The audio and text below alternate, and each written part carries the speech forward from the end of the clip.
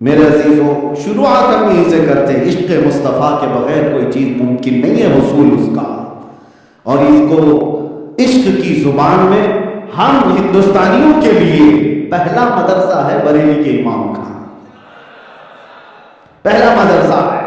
وجہ یہ ہے کہ یہاں سے جو آداب سکھائے گئے، یہاں سے جو عشق کے تمام مراحل سکھائے گئے، میرے عزیزوں، پھر بریلی کا چشمہ پہنو تو معراج کا سفر یوں نظر آتا ہے، وہ سرور کشور رسالت جو عرش پر جلوگر ہوئے تھے، نئے نرالے عرب کے سامان، نئے نرالے طرب کے سامان عرب کے مہمان کے لیے تھے، یہاں زمین پر وہاں فلک پر رچیتی مچیتی دھومیں، ادھر سے انوار اٹھتے آتے، ادھر سے نفحات اٹھ رہے تھے، اتار کر ان کے رخ کا صدقہ، یہ اعلیٰ حضرت کے کلام کو پڑھ رہا ہوں جو معراج کا سفر بیان کیا ہے، اتار کر ان کے رخ کا صدقہ، وہ بٹ رہا تھا نور کا باڑا کہ چاند سورج اچھل اچھل کر جبی کی خیرات مانگتے تھے، کہ چاند سورج اچھل اچھل کر جبی کی خیرات مانگتے تھے، وہی تو اب تک چھلک رہا ہے، وہی تو جوبن ٹپک رہا ہے،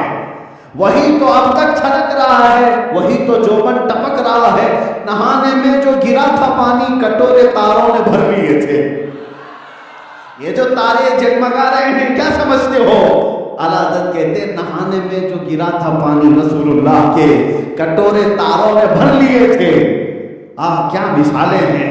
اعلیٰ حضرت یوں فرماتے ہیں، اتار کر ان کے رخ کا صدقہ، وہ بٹ رہا تھا نور کا باڑا، اور ادھر چاند سورج اچھل اچھل کر جبی کی خیرات مانگتے تھے، اور پھر وہی تو اب تک چھلک رہا ہے، وہی تو جوبن ٹپک رہا ہے کہ نہانے میں جو گرا تھا پانی کٹورے تاروں نے بھر لیے تھے، بچا جو ان کی تلووں کا دھون، بچا جو تلووں کا ان کے دھون، دیکھو مثالیں، بچا جو تلووں کا دھون، بنا وہ جنت کا رنگ و روغن، بچا جو تلووں کا ان کے دھون، بنا وہ جنت کا رنگ و روغن۔ اور اعلیٰ حضرت نے اس کو کیوں فرمایا، ضیائیں کچھ عرش پر آئیں کہ ساری قندیلیں جھلملائیں۔ ارے حضور خورشید کیا چمکتے، خورشید کس کو کیا کہتے ہیں؟ خورشید سورج کو کہتے ہیں۔ اعلیٰ حضرت کہتے ہیں ارے حضور خورشید کیا چمکتے، حضور خورشید کیا چمکتے کہ ستارے منہ اپنا دیکھتے تھے، حضور پاک صلی اللہ تعالیٰ علیہ وسلم کی۔ اور پھر پورا سفر معراج اعلیٰ حضرت ایک شعر میں بیان کرتے ہیں، کون سمجھ پائے گا؟ لوگ ابھی اس میں ہیں کہ رسول اللہ کا اتنا پاور، رسول اللہ کی اتنی طاقت، وہ کیسے گئے، کہاں گئے، یہ سب سمجھنے کے لیے ایک چیز سمجھنا ہوگا آپ کو، تم نے رسول اللہ کی حقیقت کو کہاں سمجھا؟ خود میرے آقا فرماتے ہیں میری حقیقت کو میرے رب کے سوا کوئی نہیں جانتا۔ تمہاری عقل وہاں تک نہیں گئی جو رسول اللہ کی حقیقت کو سمجھ سکے، لیکن بریلی کا امام یوں سمجھاتا ہے وہی ہے اول، وہی ہے آخر، وہی ہے ظاہر، وہی ہے باطن۔ کون؟ رسول اللہ کی ذات، وہی ہے اول، وہی ہے آخر، وہی ہے ظاہر، وہی ہے باطن۔ اب پورا معراج کا سفر اللہ تعالیٰ کو اگر تم مانتے ہو کہ وہ بادشاہ اعظم ہے، ہر طاقت و قوت کا مالک ہے، تو سنو، اسی کے جلوے، کس کے؟ اللہ کے، اسی کے جلوے، اسی سے ملنے، اسی سے اس کی طرف گئے تھے۔ کمال پورا میرے رب ذوالجلال کا ہے۔ ارے رب تعالیٰ اگر چاہے تو صدیوں کا سفر وہ منٹوں میں کرا دے، کیا اس کے لیے بھی ناممکن بات ہے؟ تم حضور کی طاقت پر جھگڑا کر رہے ہو، ارے رب کی طاقت ہے۔ اسی لیے قرآن میں اللہ نے یہ نہیں کہا کہ میرے محبوب نے سفر کیا، معراج کے سفر کو اللہ نے یوں نہیں بیان کیا کہ محمد صلی اللہ تعالیٰ علیہ وسلم اٹھے اور مسجد حرام سے مسجد اقصی آسمانوں کا سفر کیے اور واپس آ گئے، نہیں۔ رب تعالیٰ فرماتا سبحان الذی، پاک ہے وہ ذات جس نے سفر کرایا۔ یہ نہیں کہا کہ محمد صلی اللہ علیہ وسلم نے سفر کیا، بلکہ رب کیا فرماتا ہے؟ پاک ہے وہ ذات جس نے سفر کرایا۔ اس کے کرانے پر بھی کسی کو شک ہے تو بتاؤ، پھر تمہارا ایمان ہی کہاں ہے؟ اس کا سفر کرانا اللہ نے بیان کیا، پاک ہے وہ ذات جس نے سفر کرایا اپنے بندے خاص کو رات کے کچھ حصے میں مسجد حرم سے مسجد اقصی تک، تو اس کی طاقت میں تو کوئی جھگڑا نہیں ہے. رب تبارک و تعالیٰ اس کام کو فرما رہا یہ میں نے کرایا.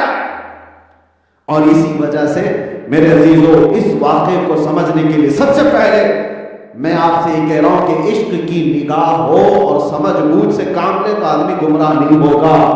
میں معجزے کو بھی بتایا آپ کے سامنے. معجزہ کس کو کہتے ہیں؟ عقلوں کو عاجز کرنے والی چیز, عقلوں کو مجبور کر دینے والی چیز, سمجھ سے جو بالا تر ہے اس کو معجزہ کہتے ہیں. اور معراج کا پورا سفر میرے مصطفیٰ کا معجزہ, میرے مصطفیٰ کریم صلی اللہ علیہ وسلم کا معجزہ ہے. اب دو چند یہاں پر باتیں ہیں جو عقیدے سے تعلق رکھتی ہیں. یہ کہہ کر کے ہم آگے گزرتے ہیں. میں نے سب سے پہلے کیا جملہ کہا؟ آج ہماری عید کی رات ہے یا نہیں مسلمان؟ کیوں؟ لوگ ابھی بھی سوال کریں گے یہ کیا ہے آج کی رات؟ یہ سنی لوگ جاگتے ہیں, مسجدوں کو روشن کرتے ہیں, تمہیں کیا لینا دینا؟ ہم ہمارے نبی پاک صلی اللہ علیہ وسلم کی ہر بلندی پر خوشیاں مناتے ہیں.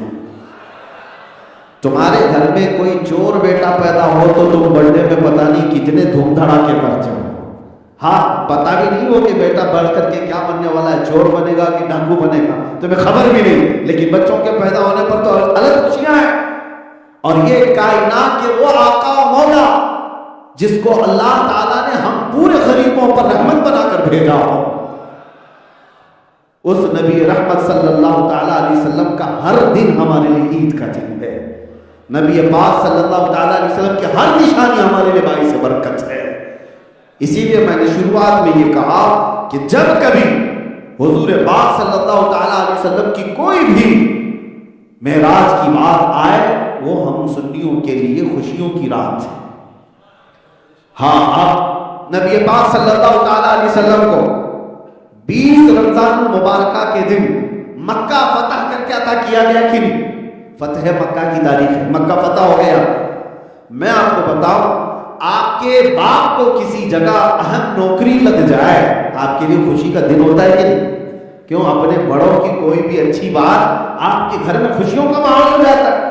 ارے بیٹا کہیں بڑے پوسٹ پر آ گیا تو آپ کو خوشیاں ہیں. آپ کا کوئی خاندانی رشتہ دار کسی مہم پر گیا کامیاب ہو گیا تو خاندان والے خوشیاں مناتے کہ نہیں مناتے؟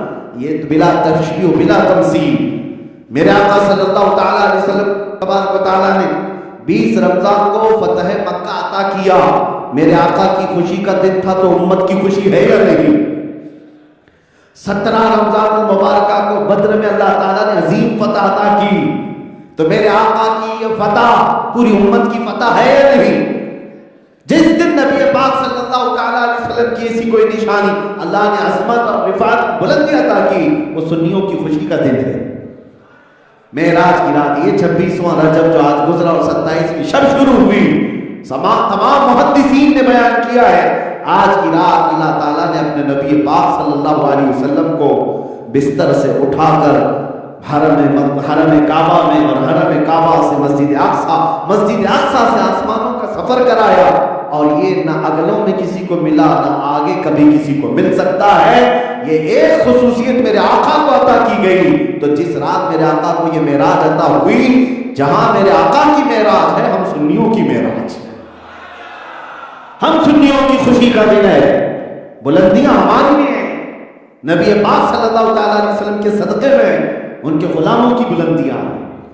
میرے عزیزوں آپ کو میں بتاؤں کہ اللہ تبارک و تعالیٰ کے اس کلام پاک کو جو آپ تلاوت سنتے بھی رہتے ہیں پڑھتے بھی رہتے ہیں, سبحان الذی اسرا, سمجھ یہاں کچھ چیزیں جو ہے شروع میں بتا رہا ہے.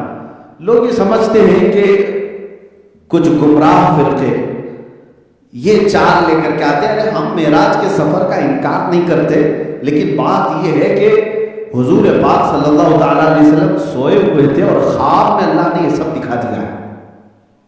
خواب میں اللہ تعالیٰ نے یہ سب دکھا دیا. اور ایک فرقہ وہ کہتے ہیں کہ نہیں, اللہ نے رسول اللہ کی روح کو یہ معراج کرائی, سفر کرائی, حضور جسم کے ساتھ وہیں تھے. یہ کیا باتیں ہوئی؟ یہ سب جو چیزیں پھیلائی جاتی ہیں کیوں؟ اس لیے کہ تمہاری عقل مان جائے. ہاں روح کا سفر تو ہو سکتا ہے لیکن حقیقت سے اس کا تعلق نہیں ہے. قرآن میں جو کہا گیا سبحان الذی اسرا بعبدہ، پہلے میں لفظ سے ثابت کر دوں، قرآن کے الفاظ کہتے ہیں پاک ہے وہ ذات جس نے اپنے بندے کو بعبدہ، عبد کا لفظ آیا ہے قرآن میں، عبد کا سے مراد کون ہے؟ رسول اللہ کی ذات۔ یہ تو سب کا ماننا ہے کہ عبد سے مراد کون ہے؟ رسول اللہ کی ذات۔ اور عبد عربی میں روح کو نہیں کہتے، جسم کے مالک کو کہتے ہیں۔ عبد بندہ کس کو کہتے ہیں؟ روح اور جسم دونوں ہو۔ اور قرآن نے کہا ہے اپنے بندہ خاص کو۔ دوسری دلیل میں آپ سے کہتا ہوں، میں سویا تھا۔ پہلی بات یہ ہے کہ آپ کو یہ بھی معلوم ہونا چاہیے، روایتیں بتاتی ہیں مکہ کے کفار و مشرکین نے جب یہ واقعہ معراج سنا تو انہوں نے قبول نہیں کیا، انکار کیا، کہا محمد صلی اللہ تعالیٰ علیہ وسلم ایسی بڑی بڑی باتیں کر رہے ہیں، ہم اس کو نہیں مانیں گے۔ انکار کیا کہ نہیں کیا؟ یہ سب مشہور ہے۔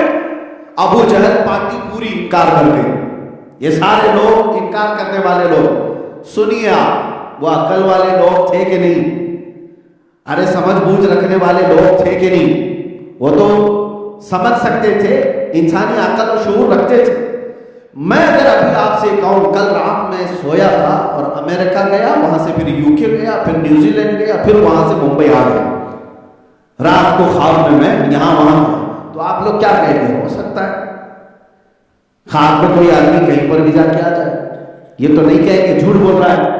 ارے خواب کی بات کہاں، آپ یہ نہیں کہیں گے خواب دیکھا ہے کہ نہیں دیکھا یہ تو تم کو پتا، لیکن اگر گئے تھے تو ٹھیک ہے کوئی بات نہیں۔ خواب میں آدمی آسمانوں پہ بھی جاتا ہے، نیچے بھی جاتا ہے، پتہ نہیں کہاں جاتا ہے، خواب میں جانے کا کوئی انکار نہیں کرتا۔ لیکن میں آپ کو بتاؤں، اگر میں یہ بات کہہ دوں کہ نہیں ایک رات میں اتنا سفر کر کے واپس آ گیا، تو آپ کہیں کیسے ہو سکتا ہے؟ آپ تو یہی تھے، جسم یہی تھا، کیسے جا کر کے آئے؟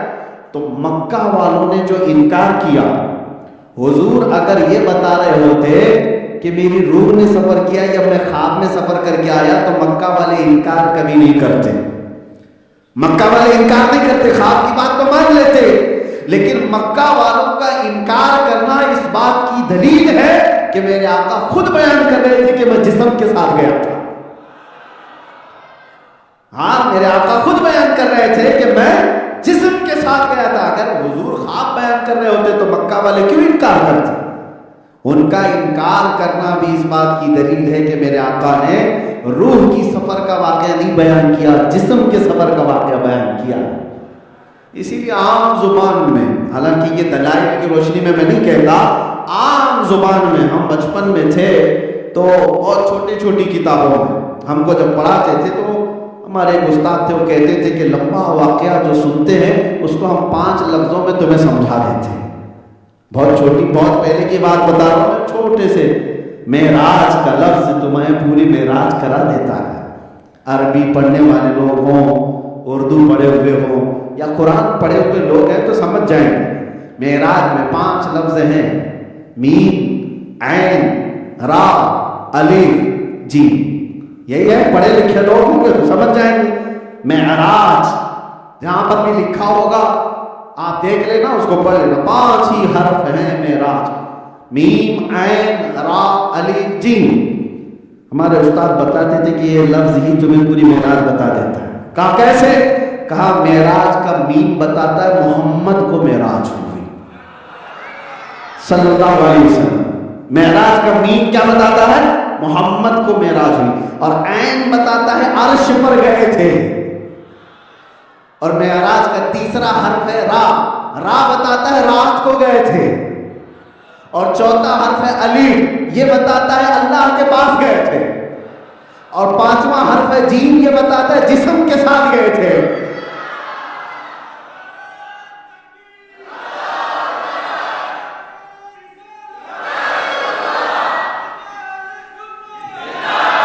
معراج کے 5 حروف میم، عین، را، الف، جیم، یہ عام لوگوں کو سمجھانے کے لیے ہم بتاتے ہیں۔ میم بتاتا ہے محمد کو معراج ہوئی، عین بتاتا ہے عرش پر گئے تھے، را بتاتی ہے رات کو گئے تھے، الف بتاتا ہے اللہ کے پاس گئے تھے، اور جیم بتاتا ہے جسم کے ساتھ گئے تھے۔ یہ مانو میرے عزیزو، سنی بھی اگر ہو تو یہ یقین رکھنا کہ میرے آقا کو جسم کے ساتھ معراج ہوئی تھی.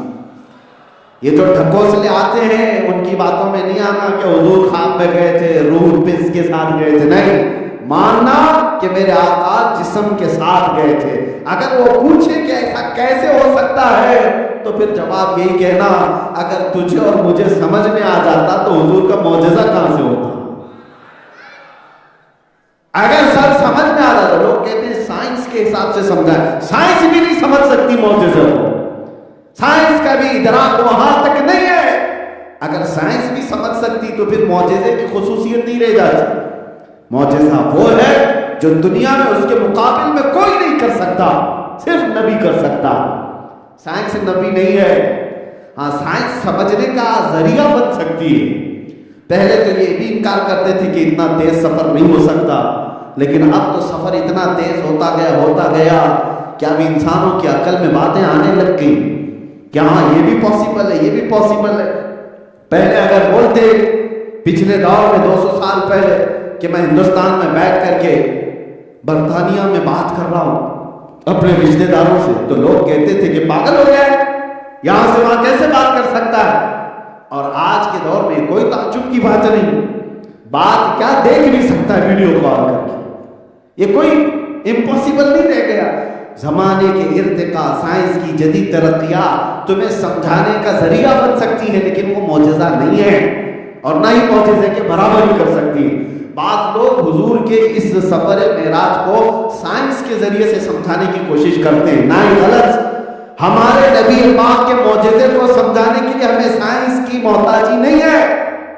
ایمان اسی کا نام ہے کہ اللہ کے نبی نے فرما دیا تو سر جھکا لو اور تسلیم کر لو, اور نہیں ماننا ہے تو تمہیں زبردستی تھوڑی نہ ہے. لا اکراہ فی الدین, ہمارے دین میں کوئی زور زبردستی نہیں ہے. ماننا ہے تو آؤ, نہیں ماننا ہے تو جاؤ. دین میں کوئی زبردستی نہیں ہے کہ تمہیں جھکا کر کے منوایا جائے گا. تم کو اگر ماننا ہے, یہی میرے نبی پاک صلی اللہ تعالی علیہ وسلم کے معجزات. اب میں ان لوگوں سے کہتا ہوں جن کی مسجدیں آج اندھیری ہیں, بات تو چھوڑو ایتھیسٹ جو ہیں, جو نان مسلم ہیں, ان کا تو چھوڑو. بہت سے وہ ہیں جو مسجد زرار بنا کر بیٹھے ہوئے ہیں لیکن اپنے نبی کے ذکر سے بیچارے بد نصیب ہیں, ان کو تو چوں چنا میں ہے. ابھی بہت سارے سوال جواب میں ہی پھنسے ہوئے ہیں. ان سے میں کہتا ہوں کیسے سمجھ میں آئے گا معجزہ یہ معراج کا. حضور پاک صلی اللہ تعالی علیہ وسلم نے چاند کے 2 ٹکڑے کر دیے, یہ سمجھ میں آیا. حضور کی انگلیوں سے پانی کے چشمے جاری ہوئے, یہ سمجھ میں آیا. حضور نے ڈوبے ہوئے سورج کو پلٹا دیا, یہ سمجھ میں آیا. حضور نے کنکریوں سے کلمہ پڑھایا, یہ سمجھ میں آیا. یہ وہ سارے کام ہیں جو معجزہ کہلاتے ہیں, اور معجزہ عام انسانوں کی عقل میں نہیں آتا. تو جب یہ ساری باتیں نہیں سمجھ میں آئیں تو معراج کا سفر کیسے سمجھ میں آئے. اسی لیے یہ پورے معراج کا سفر تمہارے ایمان کا بھی امتحان ہے. تمہارے ایمان کا امتحان ہے, قیامت تک یہ بیان ہوتا رہے گا. ایسا نہیں کہ پہلی بار آپ معراج کا واقعہ سننے کے لیے بیٹھے, جب سے ہوش سنبھالا ہر سال آپ سنتے آئے اور سنتے بھی رہیں گے. اور اس واقعے میں کوئی بھی پرانی بات یعنی پرانا پن نہیں آئے گا. جتنی بار سنیں گے ہر بار لذت نہیں آئے گی. کیوں؟ یہ دین اسلام ہے, پرانا نہیں ہوتا. لا الہ الا اللہ کلمہ کبھی پرانا ہوا ہے تو پرانا, لیکن لگتا نہیں پرانا. اتنے سارے لوگ کبھی آ کر امام صاحب سے یہ کہتے ہیں روز آپ نماز میں فاتحہ پڑھتے ہیں الحمدللہ رب العالمین, کچھ نیا پڑھو. نہیں کہتے, سب وہی سنتے, ہر نماز میں سنتے. کیوں؟ یہ پرانا نہیں ہوتا, اللہ کا کلام ہے. جتنی بار سنو گے لذت بڑھتی جائے گی. وہ دنیا کے ڈھکوسلے گانے ہیں جن کا ایک سیزن ہوتا ہے, اس کے بعد ختم, پھر ختم ہو جاتا ہے. کوئی بھی نئے ڈائلاگ آئیں گے, فلمیں آئیں گی, گانے آئیں گے, چند دن ان کی خوب دھوم دھام لوگ اپنی زبانوں پر جلا رہے ہوں گے, لیکن ایک جنریشن بھی ختم نہیں ہوتی کہ وہ گانے ختم ہو چکے ہوتے.